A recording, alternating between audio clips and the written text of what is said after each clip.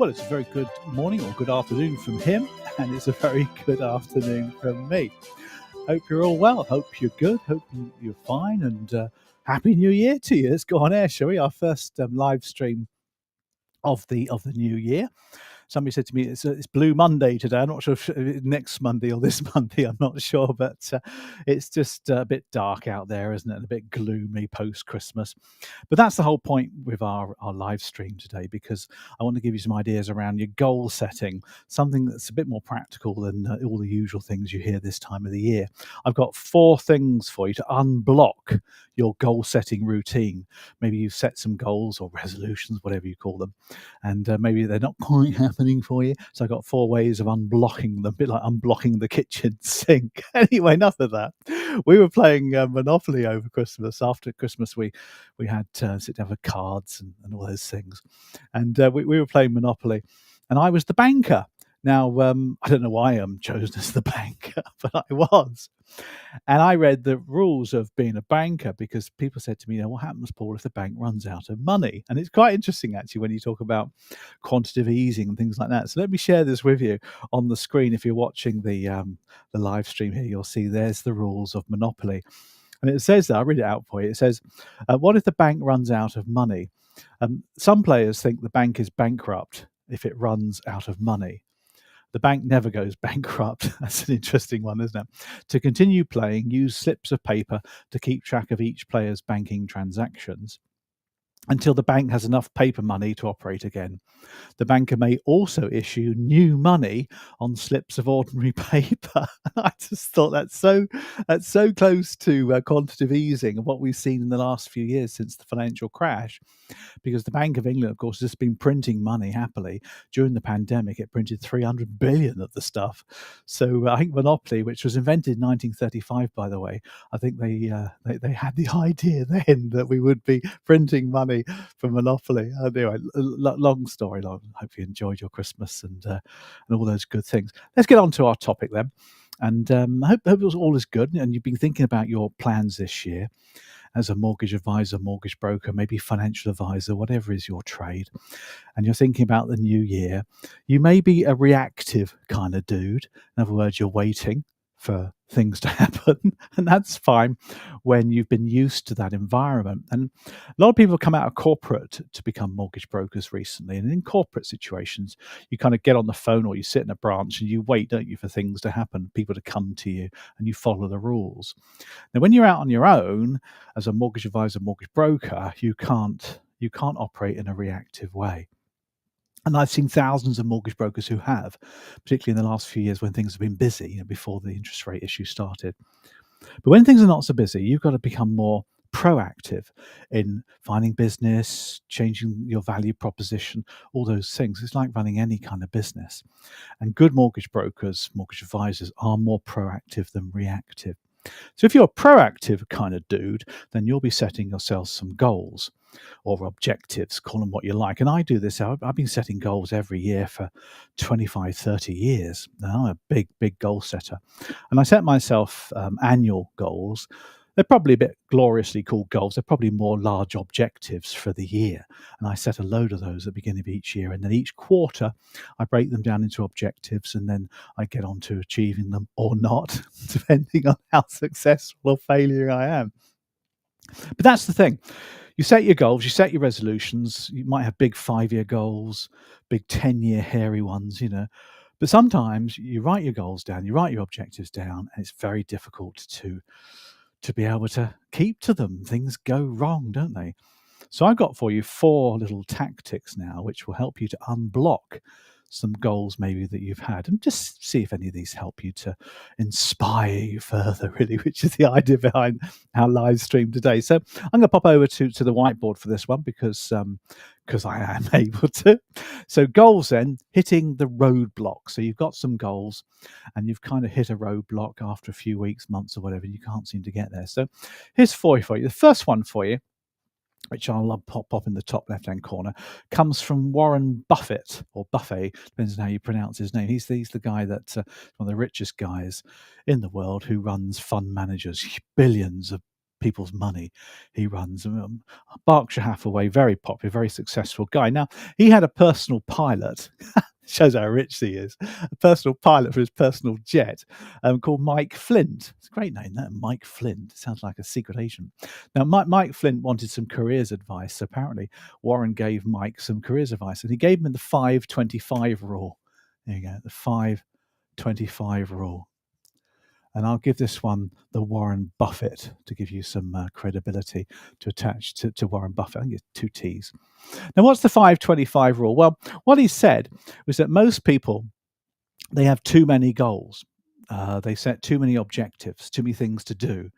And I'm as guilty as the next. I have this aversion to being not doing anything. So I need to be always active, always proactive. So I probably set too many goals each year, which can actually cause a bit of an issue. If you've got too much to do, you can feel a bit overwhelmed, can't you? And get you down, man. So what he said is, to Mike, he said, look, choose your 25 career goals. So a bit of career advice, find 25 things, but then pick the top 5. Avoid the rest. So brainstorm all the goals you want to do, pick the top 5 and ignore the rest. And I thought this was quite a good little technique, really, because I've got dozens of goals and objectives. Obviously, we've got teams of people to do them as well. But I thought, well, get rid of the rest of them. Just keep 5. Keep the 5 big ones. Just keep your focus on those 5, and that way you will achieve success. So that's a nice little way of unblocking if you do too many goals. It lets you focus your attention on 5. The other thing that comes from Buffett's idea, which is not actually his, is to cull the bottom 10%. This is more of a business idea, really. If you're running your own mortgage broking business, financial advising business, and you operate as an advisor, and you have a number of goals and things set, etc., and you're achieving great things, is you need to look at your business revenue and cull the bottom 10% of your revenue.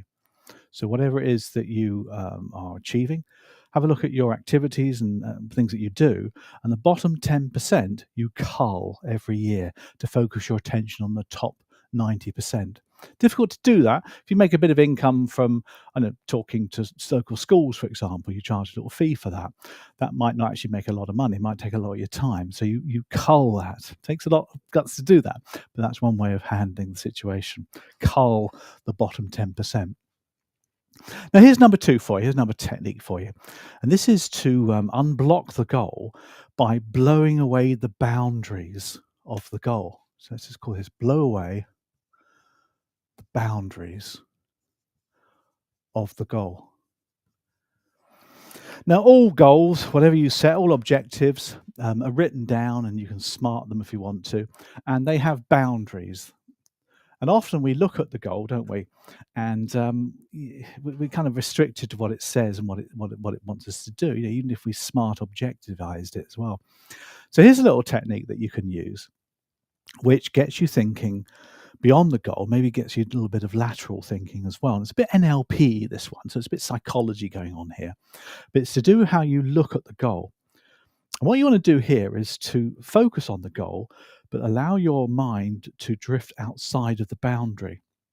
So what you want to do is you can do this now if you want to, look along a wall or something fairly blank right now. I'll look at the camera lens to illustrate this to you, and focus on your foveal vision. So right now I'm looking at the camera lens, which is just there, and I'm giving it foveal vision, which is laser sharp vision. Which is fine, and that's working well for me. I can see the camera lens. Likewise, if you can do the same to the wall. Now, imagine on the wall is the goal that you set yourself. So, one of the goals I've got is to reinvent my identity, more sort of an age-appropriate identity. I'm reinventing that this year as well, which is quite exciting for me. And it's written down. So I would focus on the words, to reinvent my age-appropriate identity. And I would look at that with foveal vision. Now, what I'd like you to do is keep looking at the goal, but now practice your peripheral vision. Now, peripheral vision is where you focus on a spot, but you allow your brain, your eyes, to look along the side of you. So right now I'm looking at the camera lens, but I can now see other things in the studio. I can see the whiteboard over there, a couple of pictures. Over this side, I can see some lights. and some computer monitors and a plant there in the corner. I'm now focusing on my peripheral, although I'm looking at the spot in front of me. Now, as I look at the goal, which is to re-identify my age-appropriate identity, I would look at it in a foveal way, but I would now relax and go peripheral on that. I've relaxed my jaw, relaxed my mind, and let myself drift to the side of that goal, come out of its boundary, and start thinking about that goal beyond my immediate thoughts. Now, if you do that for a couple of minutes, you will start to think laterally beyond the confines of that goal. I'm doing it now. Going into hypnotic trance. So that allows you then to look beyond it. And I think that's a really good technique to use. And I use that a lot when I've seen something and I keep reading it and looking at, how on earth am I going to do that?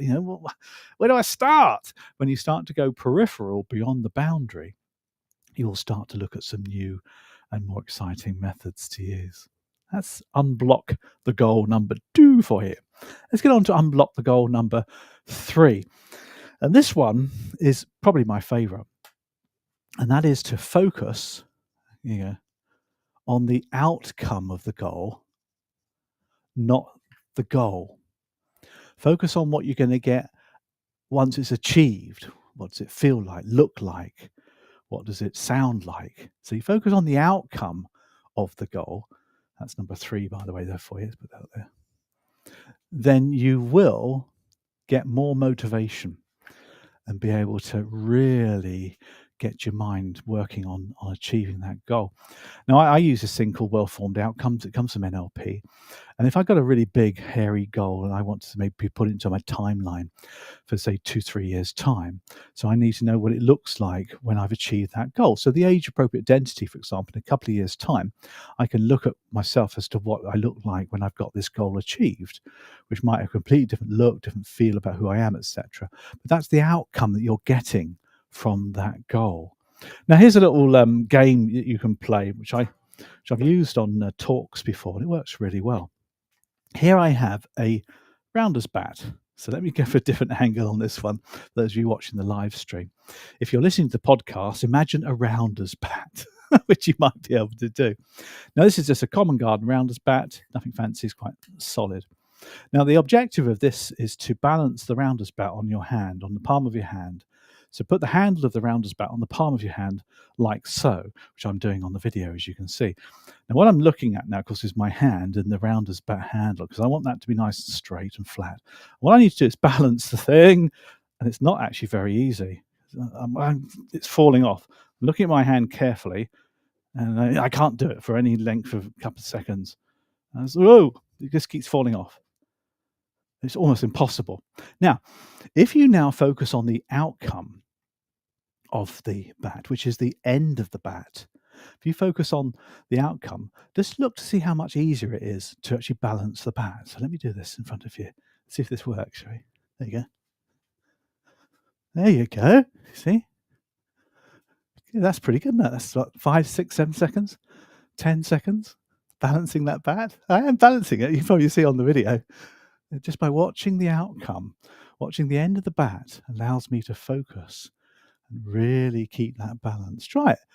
It shows you, doesn't it, that if you focus on the outcome rather than the input, how am I going to do it, what I'm going to do, where do I start, focus on what it looks like when you've achieved it, it actually makes the goal far more enticing and exciting. And I often put my goals into a timeline. I put them into a image of what it looks like achieving it. I put that image into my future, embed it, memorize it, and it convinces myself that I'm going to achieve it. But because I'm focusing on what it looks like when I've achieved that goal, it becomes more interesting, more enticing, and I actually end up achieving that goal. Allow your subconscious to pretty much appreciate that you are going to achieve that goal, which is the key. So that's tip number 3 for you. Have I left the best to last? I think I have. So let's pop across then to the whiteboard and we'll put the last one on for you. Now, the last one is to rephrase your goal so it becomes towards. Let me explain what I mean by this one. There's 2 types of motivation to achieve anything. There's towards the goal or there's away from. So there's towards the goal or away from.